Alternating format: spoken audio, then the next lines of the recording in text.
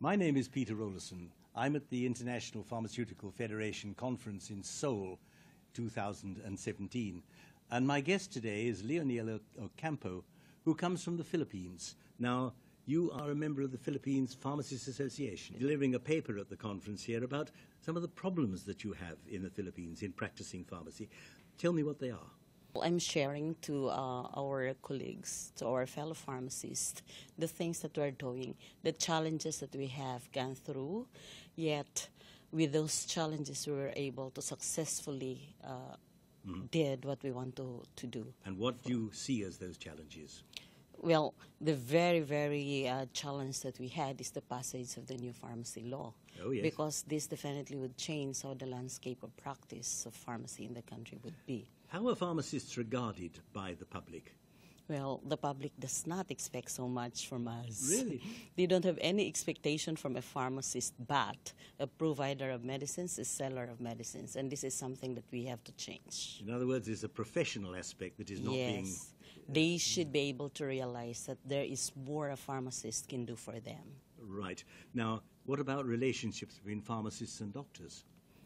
Well, in the past, we had difficult time actually relating or interacting with them, but recently we are starting to build a better relationship with them, with us working with them in some programs, and them working with us in some programs. So if I would give an example, we're working with the Philippine Chest Physicians for the smoking cessation program. Oh, yes. We're also working with the infectious disease group for the antimicrobial resistance and antimicrobial stewardship program. So things are progressing. Yes, That's it important. is. What is the difference between the aspect of pharmacy in the main cities as against the many islands that you have?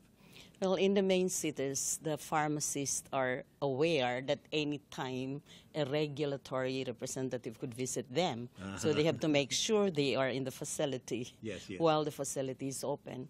Now, in the rural areas, there is this problem that we are encountering and trying to address now, what we call in the country as ghost pharmacists. Oh, yes. When we say ghost pharmacists, their license are there hanging, but they are not physically present in the facility. And this we have placed as a major violation the pharmacists could commit in the new pharmacy law. All right. What is the situation regarding the supply of drugs and medicines from pharmacy to the general public? The supply of medicines is okay.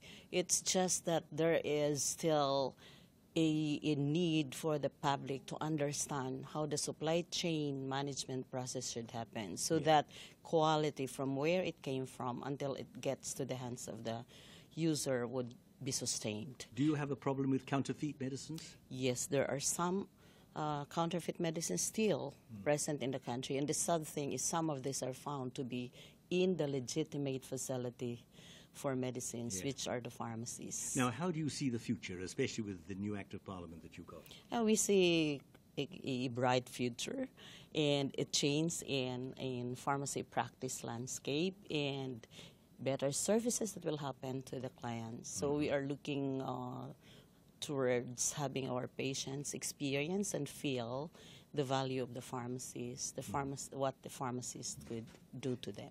And what is the proportion of male and female pharmacists in the Philippines? Well, as of now, I would put it at 90-10.